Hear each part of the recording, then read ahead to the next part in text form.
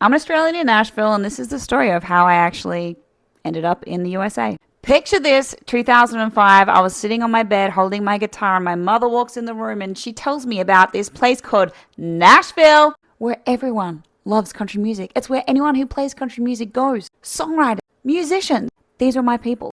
But I lived in a small town in Australia, and that felt like a dream. Despite coming out to Nashville in 2009, and I had like a hit songwriter said, I think you should really consider moving here. I didn't feel good enough. I didn't feel brave enough. And I definitely did not know how to navigate making a move like that in my early 20s. So I stayed in Australia. I played cover gigs, the occasional festival. There weren't many around back then.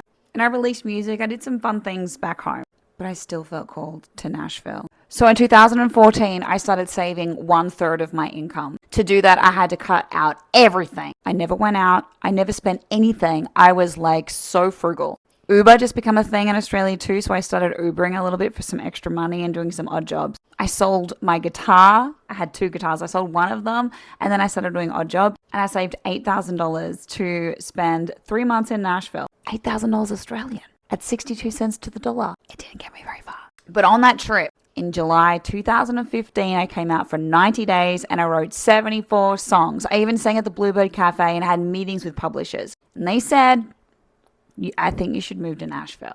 I landed in Sydney, Australia, and I called my mum and I said, Mum, can you please put $100 in my bank account so I can get home to pay for gas? Like I have nothing. I'm nothing.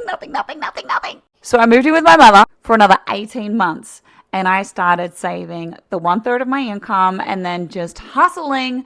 And I ended up making a DIY album, which my followers from Australia purchased and supported me. And that actually, that DIY album ended up paying for my visa. Thank you, all my friends who were around at that time. I sold everything I had and I came out to Nashville with $20,000 and $30,000 worth of debt in Australian currency. So that ended up like shriveling down to $15,000 US. I officially moved to Nashville in January 2017, and follow me for more stories about chasing the American dream.